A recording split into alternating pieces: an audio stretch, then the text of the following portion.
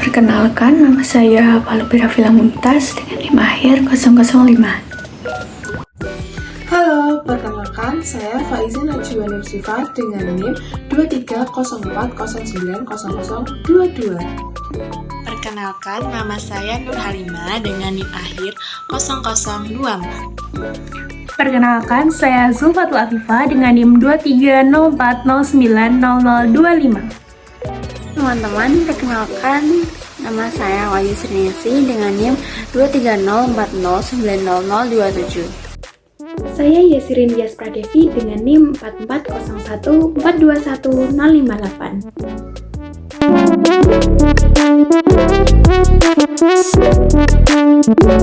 Jadi yang pertama kita akan membahas mengenai pengertian dari fungi. Jadi fungi sendiri adalah sel eukariotik yang tidak memiliki klorofil, tumbuh sebagai hifa, memiliki dinding sel yang mengandung kitin, bersifat heterotrof dan dapat menyerap nutrien melalui dinding selnya, dan dapat mengekspresikan enzim ekstraseluler ke lingkungan melalui spora, dan melakukan reproduksi secara seksual dan aseksual. Jadi, jamur merupakan kelompok makhluk hidup yang memperoleh makanan dengan cara menguraikan dan makhluk hidup lainnya. Jamur tidak berklorofil, berspora, tidak mempunyai akar batang dan daun. Jamur hidup di tempat yang lembab, bersifat saprofit atau organisme yang hidup dan makan dari bahan organik yang sudah mati atau yang sudah busuk, kemudian bersifat parasit.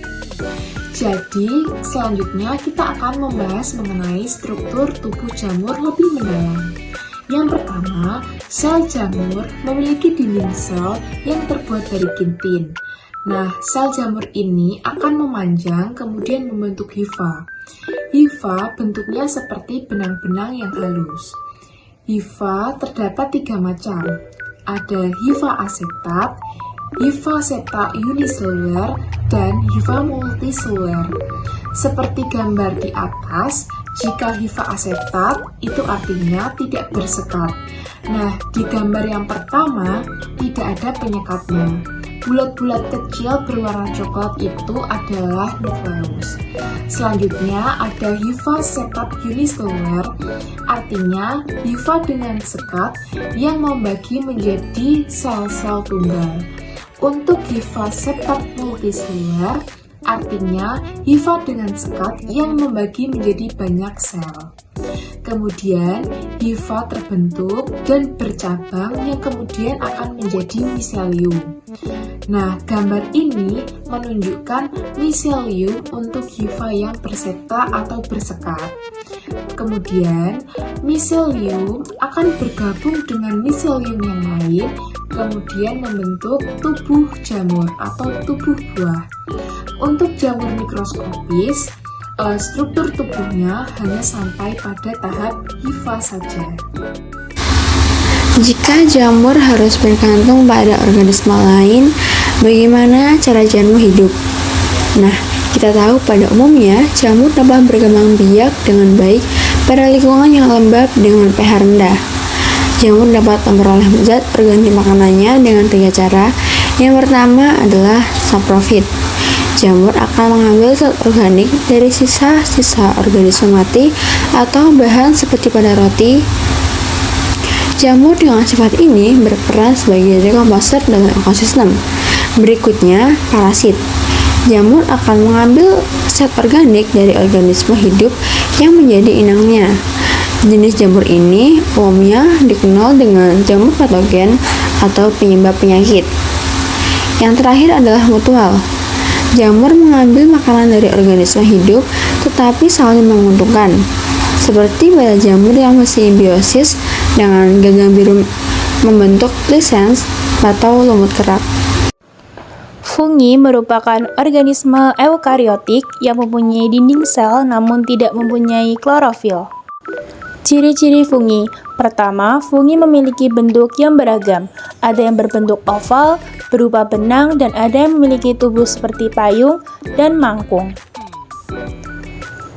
Kedua, ada yang tersusun atas satu sel atau uniseluler dan ada yang memiliki banyak sel atau multiseluler. Fungi uniseluler memiliki ukuran mikroskopis, sangat kecil sehingga membutuhkan mikroskop untuk melihatnya. Fungi multiseluler ada yang berukuran mikroskopis dan ada yang makroskopis. Yang ketiga, memiliki membran inti atau eukariotik dan organel-organel sel lainnya.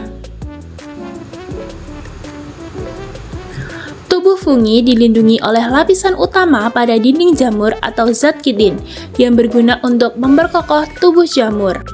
Meski bentuknya seperti tumbuhan, tetapi fungi tidak memiliki klorofil, sehingga fungi tidak bisa menghasilkan makanan sendiri atau sering disebut heterotrof.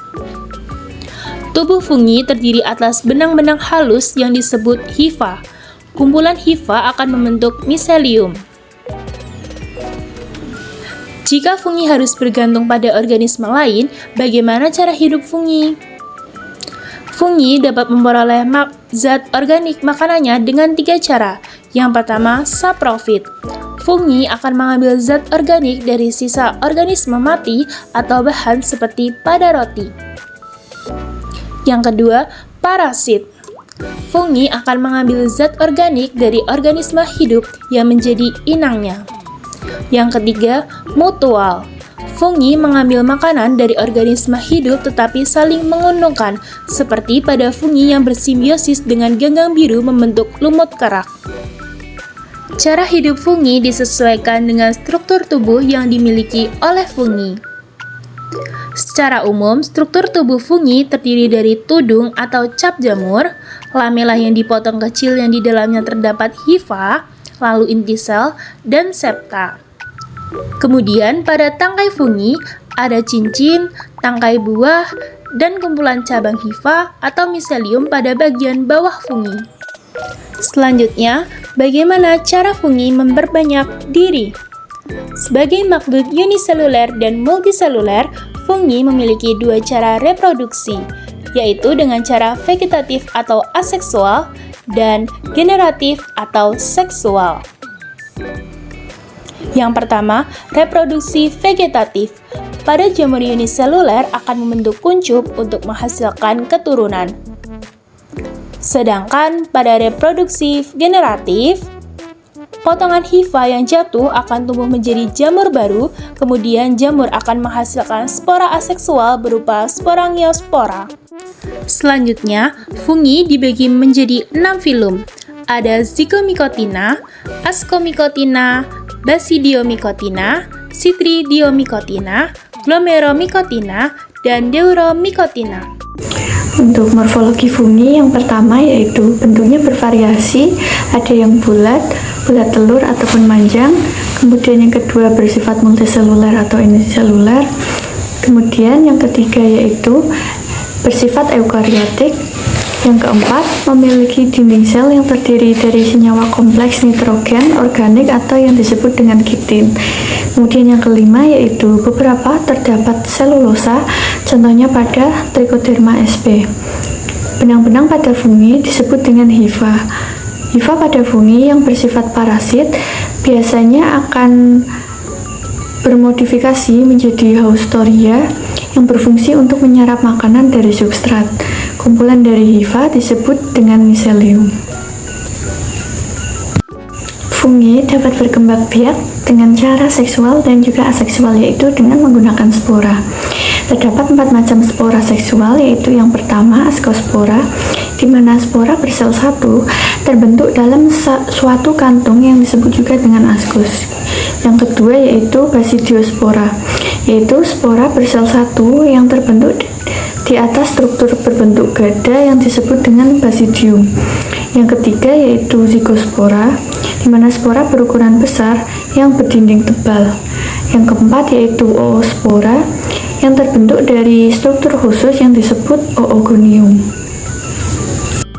Sedangkan cara aseksual dibagi menjadi 5 macam, yaitu yang pertama Conidiospora atau conidium yang dibentuk di ujung atau di sisi suatu hifa. Kemudian yang kedua yaitu sporangiosfor yang bersel satu terbentuk di dalam kantung yang disebut dengan sporangium di ujung hifa. Yang ketiga yaitu oidium atau artospora yang bersel satu terbentuk karena terputusnya sel-sel hifa. Yang keempat yaitu chlamydospora bersel satu terbentuk dari sel-sel hifa somatik.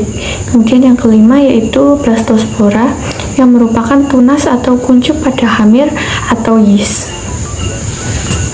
Keanekaragaman fungi dibagi menjadi 5 kelompok, yakni Zygomicota, Ascomycota, Basidiomycota, Chytridiomycota, dan Glomeromycota. Yang pertama, Zygomicota. Hifa pada Zygomicota bersifat koenositik atau tidak bersekat. Hal ini memungkinkan pertumbuhan yang cepat dan efisien dalam menyerap nutrisi. Zygomicota dapat bereproduksi secara seksual dan aseksual. Reproduksi seksualnya dapat menghasilkan zigospora, sedangkan reproduksi aseksualnya dengan cara menghasilkan sporangiospora. Dinding sel jamur Zygomicota terbuat dari zat kitin yang memberikan kekuatan dan stabilitas pada struktur sel jamur. Berbeda dengan banyak jamur lainnya, Zygomicota tidak memiliki tubuh buah yang terlihat. Zygomicota umumnya ditemukan di habitat dataran sebagai saprofit, yaitu organisme yang menguraikan bahan organik mati. Beberapa jenis hifa Zygomicota yakni stolon, rhizoid, dan sporangiofor. Zigospora dapat bertahan dalam kondisi lingkungan yang tidak menguntungkan seperti kekeringan atau suhu ekstrim lainnya. Yang kedua, Ascomycota. Ascomycota memiliki hifa yang bersekat atau septat dengan pori sederhana yang memungkinkan aliran sitoplasma antar sel. Dinding sel jamur ini terdiri dari kitin dan glukan yang memberikan struktur yang kuat. Reproduksi seksualnya terjadi melalui pembentukan askus yang merupakan struktur berbentuk kantung yang mengandung askospora. Sedangkan reproduksi aseksualnya umumnya melalui konidia yang berbentuk di ujung hifa khusus atau konidiofor. Ascomycota dapat berupa uniseluler seperti ragi atau multiseluler. Sebagian besar Ascomycota hidup sebagai saprofit, tetapi ada juga yang bersifat parasit. Ascomycota memiliki peran penting dalam hal penguraian bahan organik. Ascomycota menunjukkan keragaman bentuk dan ukuran dari ragi kecil hingga jamur besar seperti moral dan truffle. Yang ketiga yakni Basidiomycota. Hifa pada Basidiomycota bersifat septat atau bersekat dengan satu inti di setiap sel hifanya. Basidiomycota memiliki tubuh buah yang terlihat jelas yang disebut dengan basidiokard. Tubuh buah ini memiliki berbagai macam bentuk dengan bagian-bagian berupa stipe, pileus, lamella, dan volva. Reproduksi seksual pada Basidiomycota terjadi melalui pembentukan basidium yang menghasilkan basidiospora. Sedangkan reproduksi aseksualnya dapat terjadi melalui fragmentasi hifa atau pembentukan konidia. Basidium adalah struktur tempat terjadinya peleburan inti haploid dan pembelahan meiosis untuk membentuk basidiospora. Proses inilah yang memungkinkan penyebaran spora ke lingkungan. Sebagian besar jamur dalam divisi ini berfungsi sebagai saprofit, namun beberapa juga bersifat parasit. Dinding sel Basidiomycota terbuat dari kitin, dan dalam fase dikaryotik miselium terdiri dari sel-sel mengandung 2 inti haploid, memungkinkan pertumbuhan dan reproduksi lebih lanjut. Kemudian ada Chytridiomycota. Dinding sel Chytridiomycota terdiri dari kitin. Sebagian besar anggota Chytridiomycota bersifat uniseluler meskipun ada juga yang multiseluler dengan hifa senositik. Karakteristik lainnya yakni menghasilkan zoospora berflagella, mempunyai enzim ekstraseluler seperti fungi yang tidak dimiliki oleh jamur lendir dan jamur api. Kebanyakan sitris ditemukan di lingkungan akuatik seperti air tawar atau tanah lembab. Chytridiomycota juga bersifat heterotrof, kemudian reproduksinya yakni secara seksual dan aseksual. Seksual terjadi melalui peleburan gamet yang berflagel serta peleburan gametangium, sedangkan secara aseksual mereka berkembang biak dengan membentuk spora berflagel tunggal disebut zoospora. Beberapa spesies seperti Batrachosytrium dendrobatidis merupakan patogen yang mempengaruhi populasi amfibi secara signifikan, menyebabkan penyakit yang dikenal sebagai Chytridiomycosis. Dan yang terakhir ada Glomeromycota. Anggota Glomeromycota selalu bersimbiosis dengan tanaman membentuk mikoriza arbuskular yang membantu pertukaran nutrisi antara jamur dan tanaman inang. Hifa dari Glomeromycota umumnya tidak memiliki sekat atau non-septat meskipun ada beberapa yang sedikit septat. Mereka bereproduksi secara aseksual dengan membentuk spora berdinding tebal disebut chlamydiospora. Dinding hifa mengandung kitin, sitosan, dan asam poliglucuronic memberikan kekuatan struktural pada jamur. Glomeromycota bersifat obligate biotrof atau bergantung sepenuhnya pada tanaman inang untuk kelangsungan hidup. Mereka berperan penting dalam meningkatkan penyerapan nutrisi, terutama fosfor oleh tanaman yang sangat penting dalam ekosistem alami dan pertanian. Selanjutnya, peranan fungi bagi kehidupan sehari-hari. Apa saja sih peranan fungi dalam kehidupan sehari-hari? Nah, peranan fungi ada yang menguntungkan, ada yang merugikan. Yang menguntungkan diantaranya di bidang industri makanan dan minuman, yaitu Rhizopus oryzae adalah fungi yang tumbuh dan mengaitkan butir-butir dekil atau kedelai menjadi sebuah tempe. Fungi ini berkembang biak dalam lingkungan yang lembab, kurang cahaya, dan aerob. Rhizopus itu dapat mengubah amil dalam kedelai menjadi dextrosa gula yang dapat memecah protein dan lemak yang ada di dalam sel-sel kedelai atau kacang sehingga tempe itu seakan-akan lebih tersedia untuk dicerna perut. Contoh selanjutnya di bidang industri makanan dan minuman, yaitu Saccharomyces. Nah, ini itu biasa disebut sebagai fungi ragi. Yang pertama Saccharomyces cerevisiae dan juga Saccharomyces oval. Keduanya sering digunakan untuk pembuatan tape alkohol atau roti. Sedangkan Saccharomyces sect digunakan untuk pembuatan sek minuman khas dari Jepang di dalam keadaan anaerob. Bila sutranya mengandung senyawa, karbohidrat akan menghasilkan fermen yang dapat mengubah gula menjadi alkohol dan karbon dioksida dengan membebaskan sejumlah energi. Selanjutnya ada Aspergillus. Walaupun jenis ini ada yang merugikan manusia, namun ada beberapa spesies dari Aspergillus yang juga menguntungkan manusia, yaitu Aspergillus menthe dan juga Aspergillus oryzae. Nah, ini digunakan untuk fermentasi. Aspergillus menthe digunakan untuk pembuatan kecap, sedangkan Aspergillus oryzae digunakan untuk membuat tape. Berikutnya ada Penicillium samemberti dan juga Penicillium roqueforti. Nah, Penicillium samemberti itu bisa menurunkan kadar kasein yang sering terdapat dalam keju, menjadi keju lebih harum. Yang berikutnya ada jamur yang bisa dimakan atau Volvera volvacea. Fungi ini sebagian disebut sebagai fungi merah. Nah, banyak orang yang mengisahkan pembudidayaan fungi jenis ini mengandung lemak dan glikogen sehingga dapat dimasak untuk kita makan. Jenis dan fungi lainnya juga fungi kupi, fungi tirak, dan juga fungi morel. Selanjutnya di bidang industri ada Rhizopus nigricans. Rhizopus nigricans merupakan fungi yang dapat digunakan untuk produksi asam fumarat, sedangkan Rhizopus nodosus dapat digunakan untuk produksi asam laktat, juga bermanfaat di bidang kedokteran, yaitu sebagai penghasil antibiotik. Alexander Fleming adalah orang pertama yang mengetahui khasiat dari penisilin, yaitu zat antibiotik yang dihasilkan oleh fungi jenis Penicillium notatum dan Penicillium schizogenum. Namun demikian, obat antibiotik tersebut baru dikembangkan secara besar-besaran setelah Perang Dunia Kedua. Fungi ini dapat tumbuh di mana-mana, terutama pada buah yang telah busuk dan tampak sebagian ada hijau atau biru. Selanjutnya ada di bidang pertanian, yaitu fungi saprophyt. Nah, dia itu dapat mengubah sampah organik menjadi mineral dan dapat menyuburkan tanah. Ini yang merugikan manusia karena bersifat parasit pada tubuh manusia sendiri ataupun parasit pada tanaman budidaya, sehingga tanaman tersebut menjadi rusak. Contohnya pada fungi yang parasit pada manusia itu seperti Aspergillus nidulans dan juga Aspergillus niger. Adalah jenis fungi yang sering hidup pada saluran telinga dan menimbulkan penyakit telinga yang dikenal sebagai penyakit otomikos. Di samping itu juga ada fungi golongan Deuteromyces sering menimbulkan penyakit kulit yang disebut sebagai dermatomycos. Selanjutnya parasit pada hewan, yaitu contohnya Aspergillus fumigatus. Fungi ini hidup dan menimbulkan penyakit paru-paru burung secara umum, penyakit infeksi karena Aspergillus dikenal sebagai nama Aspergillosis, sedangkan fungi yang parasit pada tanaman budidaya contohnya seperti Phytophthora infestan, dikenal sebagai fungi lanas yang parasit pada tanaman kentang.